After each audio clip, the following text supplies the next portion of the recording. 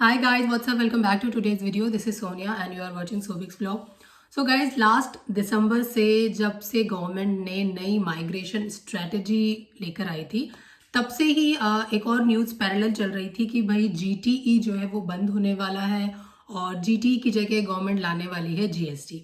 तो गाइज अब जो अपडेट आई है वो ये है कि यस जीटीई हो गया है अब बंद, नाउ नो मोर जीटीई। और अब जो है अब आ गया है जीएसटी। तो अब जो भी स्टूडेंट्स अपनी एप्लीकेशन करेंगे 23 ऑफ मार्च के बाद, यानी कि अगर आपने 23 ऑफ मार्च को एप्लीकेशन की है या 23 ऑफ मार्च के बाद अगर आपने अपनी एप्लीकेशन की है तो उस केस में आप लोगों को जीटीई नहीं देना पड़ेगा, आप लोगों को देना पड़ेगा जीएसटी। सेकंड जो एक बड़ा अपडेट है वो ये है कि पहले आप लोग क्या करते थे, जब आप लोग अपनी वीजा एप्लीकेशन करते थे तो आप लिखते थे एसओपी, स्टेटमेंट ऑफ पर्पस, जिसमें आप लोग सब डिफाइन करते थे कि भाई क्यों ऑस्ट्रेलिया आना है, वापस आप लोग अपनी कंट्री जाओगे या नहीं जाओगे, तो अपने कोर्स से रिलेटेड कंट्री से रिलेटेड काफ़ी सारी ऐसी चीज़ें आप लोग एसओपी में लिखते थे।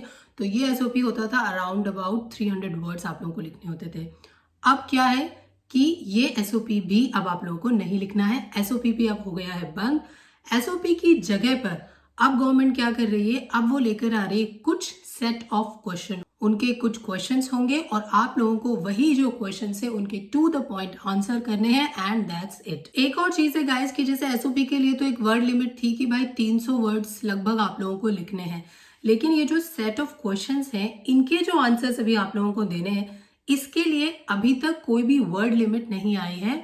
बट ये है कि हाँ, short and precise to the point ही आप लोगों को आंसर करना है। हो सकता है आने वाले टाइम में ये लोग कुछ वर्ड लिमिट भी पर क्वेश्चन जो है वो डिसाइड कर दें, बट टिल नाउ अभी तक कोई भी वर्ड लिमिट नहीं है। सो गाइज न्यूज का लिंक मैं आप लोगों को दे दूंगी, आप लोग चेक कर सकते हैं।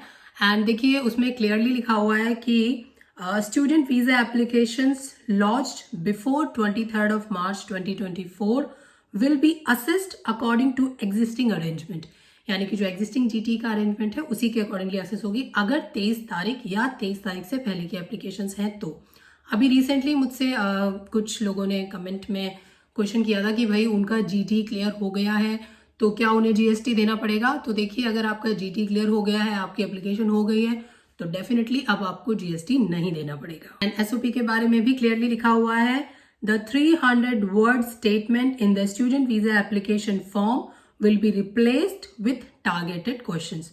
तो जैसा मैंने आप लोगों को ऑलरेडी बताया है कि अब आप लोगों को एसओपी नहीं लिखना पड़ेगा, कुछ टारगेटेड क्वेश्चंस होंगे जिनके आंसर्स करने होंगे। नाउ गाइस जो ये सेट क्वेश्चंस की बात हो रही है ना, इसमें बेसिकली उन्होंने लिए हैं 6 क्वेश्चंस, तो आप लोगों को उन्हीं 6 क्वेश्चंस के आंसर्स करने होंगे। तो देखिए वैसे तो ये जो जीएसटी अब ये लोग ला रहे हैं ना, जीएसटी और जीटी में कुछ खास अंतर है नहीं, या ये कह लीजिए कि जो आप एसओपी लिखते थे, देखिए एसओपी में भी आप लोग क्या लिखते थे कि आप लोगों को भाई ऑस्ट्रेलिया क्यों आना है, कोर्स क्यों चूज किया है और वापस आप लोग अपनी होम कंट्री जाओगे, तो ऐसी ही चीजें आप लोग उसमें भी मेंशन करते थे। यहाँ पर भी जो क्वेश्चंस उन्होंने अभी मेंशन किए हैं मैं आप लोगों को रीड करके दिखाऊंगी और उनके कुछ आंसर्स भी बताऊंगी, तो उसमें भी अगर आप देखेंगे तो सिमिलर सी ही चीजें हैं, इतना कोई खास डिफरेंस नहीं है। तो गाइज जो पहला क्वेश्चन है वो ये है कि details of their current circumstances including ties to family, community, employment and economic circumstances। तो बेसिकली यही है कि भाई इस क्वेश्चन का जब आप लोग आंसर करोगे तो आप लोगों को क्या बताना है, आप लोगों को यही बताना है कि आपका स्ट्रॉन्ग बॉन्ड है अपनी फैमिली के साथ, फ्रेंड्स के साथ, और ये कि भाई आप लोग स्टडी कर कर आके जो है वापस चले जाओगे क्योंकि आपकी फैमिली सारी वही है, आपके रिलेटिव सारे वही हैं। भाई ये कि देखिए अगर आप जॉब करते थे और आप अपनी जॉब से ब्रेक लेकर के दोबारा स्टडी कर रहे हो तो वो आप लोगों को बताना पड़ेगा कि भाई हाँ आप ब्रेक ले रहे हो, आप चाहते हो कि आप थोड़ा हायर स्टडी कर लो, या फिर ये कि आप फॉरेन लेवल की एजुकेशन ले लो ताकि जब आप दोबारा जाओ तो आप लोगों को एक अच्छे लेवल का एम्प्लॉयमेंट मिले, आप लोगों की जो सैलरी पैकेज है वो आप लोगों का अच्छा हो। तो इसी तरह के आप लोगों को आंसर देने, तो बेसिकली इसमें भी उन्हें यही शो होना चाहिए कि आप लोग सिर्फ स्टडी पर्पज से आ रहे हो।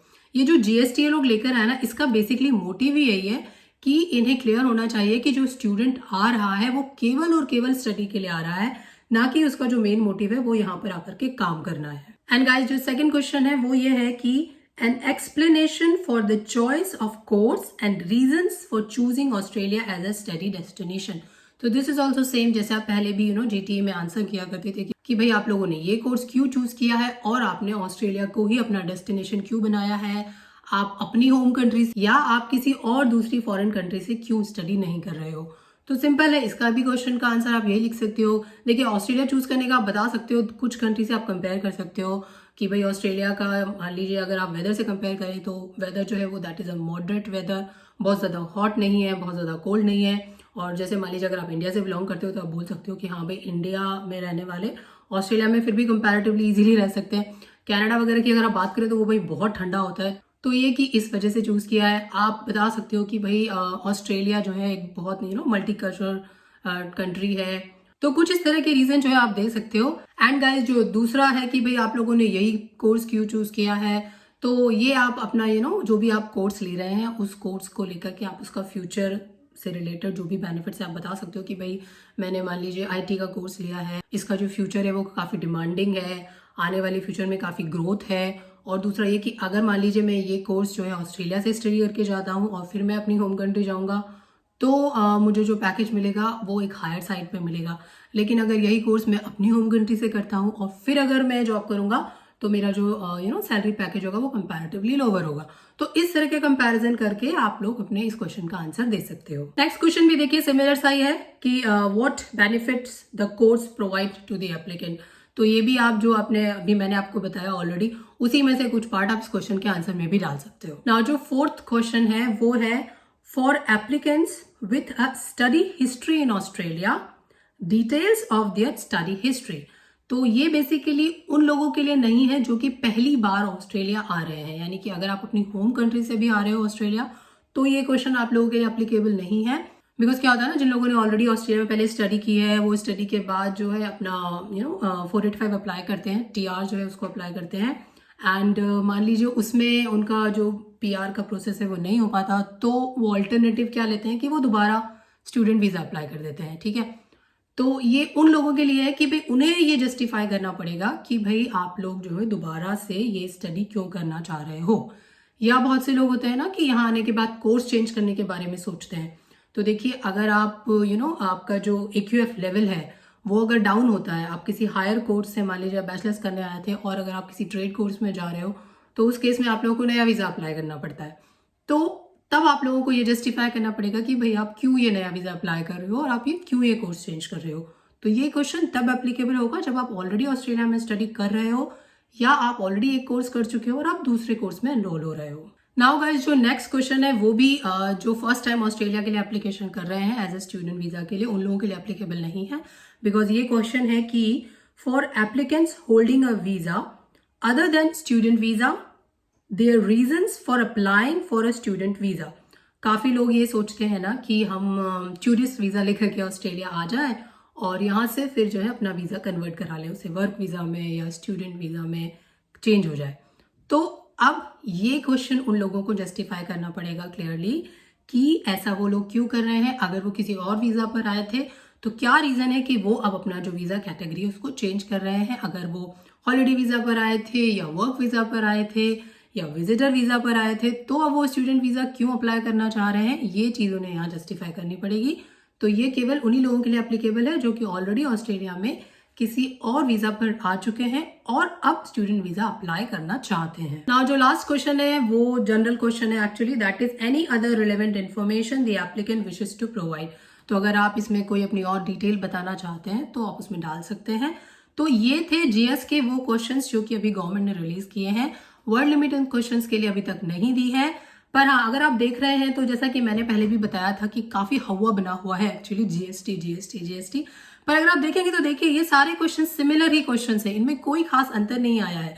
जो मेजर चेंज आया है वो यही आया है कि भाई एक एसओपी जो पहले लिखा जाता था अब वो नहीं लिखना है, इन क्वेश्चंस के आंसर करने। तो उन्होंने एक्चुअली बेसिकली ये क्वेश्चंस इसीलिए गवर्नमेंट ने की है ताकि टू द पॉइंट चीजें जब सामने आती हैं तो उनको पढ़ करके समझना जो है ना बहुत आसान हो जाता है।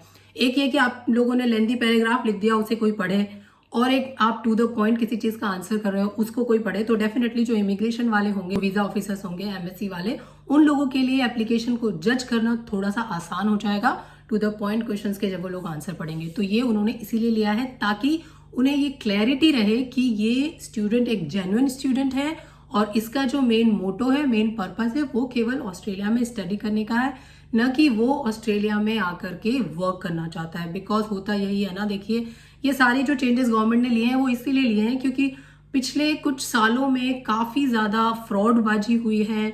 काफी लोगों ने स्टडी को छोड़ करके, जो पहला मेन पर्पस था ना कि स्टडी के लिए आते थे, वो स्टडी सब छोड़ छाड़ के वो लोग सिर्फ काम में लग गए।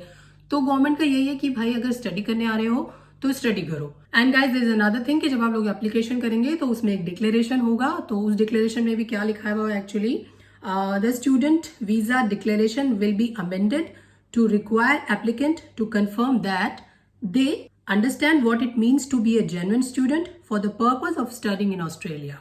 सेकेंड उन्होंने लिखा है have read, understand and commit to comply with student visa conditions and to notify the Department of Home Affairs of any changes of their circumstances. Third चीज है understand that while post-study pathway to permanent migrations are available, only a limited number of graduates will be eligible and those who are unable to remain lawfully in Australia must depart Australia. इस declaration में भी basically यही चीजें हैं कि भाई आप लोग अंडरस्टैंड करते हो कि आप लोग केवल स्टडी करने के लिए ऑस्ट्रेलिया आ रहे हो।